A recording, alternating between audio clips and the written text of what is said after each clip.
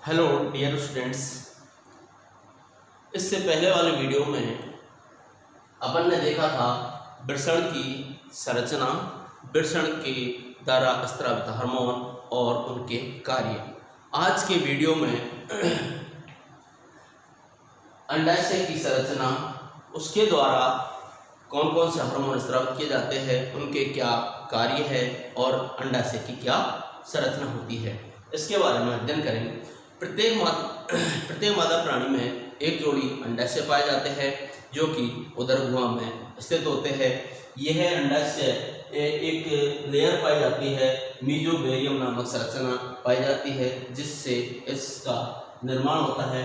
अंडाशय में सबसे बाहर की ओर एक स्तर पाया जाता है जिसे पेरिटोरियम नामक स्तर कहा जाता है। इस पेरिटोरियम स्तर के नीचे की ओर जर्म एपिथेलियम सेल्स अर्थात जनन उपकला का स्तर पाया जाता है।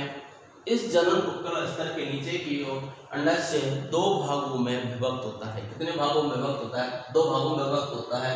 एक भाग तो बाहरी भाग होता है, परिधीय भाग होता है जिसे कहते हैं कॉर्टेक्स, और जो मध्य का भाग होता है जिसे कहते हैं मेडुला। ये अंडाशय की बेसिक संरचना होती है। अब अंडाशय का निर्माण कैसे होता है? जर्म एपिथेलियल सेल्स कॉर्टेक्स टूट करके इसका भाग एक कॉर्टेक्स भाग में आता है और जिसमें इसकी गुणन की प्रक्रिया होती है। गुणन अवस्था में क्या होता है? एक जर्म एपिथेलियल सेल्स के द्वारा कई भागों में विभाजन होते हैं। समसूत्री विभाजन होते हैं, अर्धसूत्री विभाजन। समसूत्री विभाजन लगातार दो समसूत्री विभाजन होता है जिसके द्वारा 4 ओगोनिया का निर्माण हो जाता है। इन ओगोनिया में से एक ओगोनिया अवस्था वृद्धि अवस्था में आ जाता है। जैसे ही वृद्धि अवस्था में आता है तो पीयूष ग्रंथि द्वारा हाइपोथैलेमस को निर्देश दिया जाता है और एफएसएस हार्मोन और ल्यूटिनाइजिंग हार्मोन जो स्रावित किए जाते हैं, वह एफएसएस हार्मोन की मात्रा कम हो जाती है। और जैसे ही ग्रोथ अवस्था आती है, वृद्धि अवस्था के बाद में मादा में प्यूबर्टी अवस्था आती है। प्यूबर्टी अवस्था आने के साथ ही 8 से 10 ओगोनिया एक साथ कॉर्टेक्स भाग में रिलीज किए जाते हैं। प्रत्येक मादा प्राणी में जन्म के समय ही लगभग 10,000 अंडों का निर्माण हो जाता है और मैट्रिक्स साइकिल या रथ चक्र के बाद प्रत्येक माह एक अंडे का उत्सर्जन किया जाता है प्रत्येक मादा प्राणी के द्वारा। मानव अवस्था में जैसे ही वृद्धि अवस्था आती है, उसी के साथ प्यूबर्टी अवस्था आ जाती है और इसके साथ ही 8 से 10 ओगोनिया कॉर्टेक्स भाग के निश्चित भाग में स्थानांतरित हो जाते हैं और इस भाग के दौरान एक ओगोनिया को छोड़कर शेष सभी ओगोनिया का अवशोषण कर लिया जाता है और यह ओगोनिया वृद्धि अवस्था में चला जाता है। अब इस वृद्धि अवस्था के दौरान इस ओगोनिया के चारों ओर एक स्तर का निर्माण हो जाता है जिसे जोना पेलिसुडा नामक स्तर के नाम से जाना जाता है। इसे ही अंडे का प्राथमिक आवरण कहा जाता है जो जोना पेलिसुडा के नाम से जाना जाता है और इस संपूर्ण संरचना को प्राइमरी oocyte या प्राथमिक पुट्टक के नाम से जाना जाता है। यह प्राथमिक पुट्टक लगातार गति करता हुआ आगे की ओर गमन करता है और इसके बाहर की ओर जो लेयर होती है वह एक लिंक जॉइंट के द्वारा जुड़ी होती है जिसे डिस्कस प्रोटीगेलजिनस कहते हैं और द्वितीय पुट्टक सेल्स के जो गैप बनता है, उस गैप के मध्य स्थान पर एक पदार्थ स्रावित हो जाता है जिसे एट्रियम नामक फ्लूइड के नाम से जाना जाता है। एट्रियम फ्लूइड के अंदर की ओर एक जो प्राथमिक आवरण होता है जोना पेलिसुडा, इसके ऊपर भी एक स्तर का निर्माण हो जाता है जिसे कहते हैं कोरोना रेडिएटा, अर्थात यह अंडे का द्वितीयक आवरण कहलाता है। अब कोरोना रेडिएटा द्वितीयक आवरण के बाद में एट्रियम फ्लूइड स्रावित हो जाता है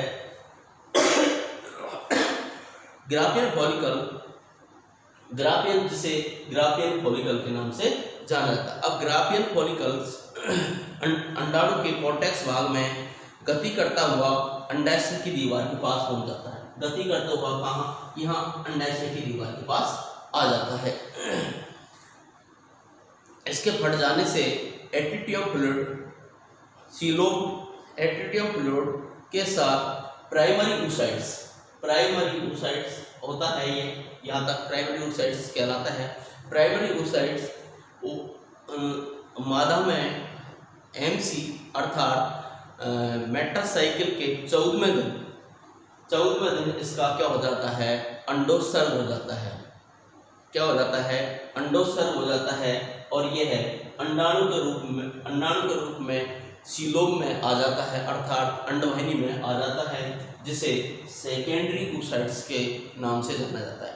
मादा में अंडोत्सर्ग की क्रिया होती है कौन से दिन? लगभग 14वें दिन होती है। 14वें दिन अंडोत्सर्ग की क्रिया होती है। अंडोत्सर्ग की क्रिया कौन से दिन होती है? मध्यचक्र के बाद में 14वें दिन अंडोत्सर्ग की क्रिया होती है, जो भी सेकेंडरी oocytes के रूप में आता है। यही ओव्यूलेशन की क्रिया कहलाती है। इसके बाद में ग्राफियन फॉलिकल से जैसे ही अंडाणु निकलता है, उसमें कुछ शेष भाग होता है जो मूवमेंट करता हुआ आगे की ओर आ जाता है। और अगर इस ग्राफियन फॉलिकल के साथ में अगर ब्लड का क्लॉट बन जाता है तो वह फॉलिकल सेल्स के साथ में ब्लड क्लॉट बन जाता है तो वह कहलाता है कार्पस लूटियम। क्या कहलाता है? कार्पस लूटियम नामक संरचना कहलाती है। अगर फॉलिकल सेल्स के साथ में ब्लड क्लॉट का निर्माण नहीं होता है तो यह कॉर्टेक्स भाग में आगे जाकर के कार्पस एल्विकन्स नामक संरचना में परिवर्तित हो जाती है। अब कार्पस लूटियम नामक जो संरचना बनती है, यह ल्यूटिनाइजिंग हार्मोन की उपस्थिति में प्रोजेस्टेरोन हार्मोन का निर्माण करता है। प्रोजेस्टेरोन हार्मोन का निर्माण करता है। यह प्रोजेस्टेरोन हार्मोन जब oocytes का निर्माण होता है, oocyte बनती है, तो गर्भ निरोधक निर्धारण का निश्चित अवस्था में ही रिलीज होता है, इसलिए इसे प्रेगनेंसी हार्मोन कहा जाता है। प्रोजेस्टेरोन को प्रेगनेंसी हार्मोन क्यों कहा जाता है? क्योंकि यह जैसे ही गर्भधारण होता है उसी के दौरान कार्पस लूटियम द्वारा प्रोजेस्टेरोन नामक हार्मोन स्रावित किया जाता है। ये थी अंडे की संरचना। अब देखते हैं अंडे के द्वारा कौन कौन से हार्मोन स्रावित किए जाते हैं और उनकी क्या कार्य है। अंडाशय के द्वारा मुख्य रूप से FSH hormone, LH hormone, follicle stimulating hormone और ल्यूटिनाइजिंग हार्मोन मुख्य रूप से स्रावित किए जाते हैं। फॉलिकल स्टिमुलेटिंग हार्मोन अंडाशय में पुट्टिकाओं का परिवर्धन इसी हार्मोन की उपस्थिति में होता है। पुट्टिकाओं द्वारा एस्ट्रोजन के स्त्रावण को भी प्रेरित करता है। FSH हार्मोन ग्रेन्युलोसा कोशिकाओं के सूत्री विभाजन को प्रेरित करता है। FSH हार्मोन स्ट्रोमा को थीका में परिवर्तन करने के लिए प्रेरित करता है। FSH हार्मोन थीका इंटरना नामक संरचना को एस्ट्रोजन स्त्रावण हेतु प्रेरित करता है।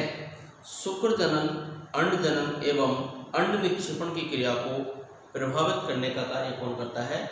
FSH hormone follicle stimulating hormone करता है।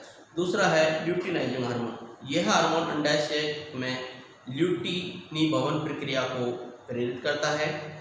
यह हार्मोन के प्रभाव से पुट्टकों को ग्रेन्युलोसा कोशिकाओं या ल्यूटियन कोशिकाओं में परिवर्तित करता है।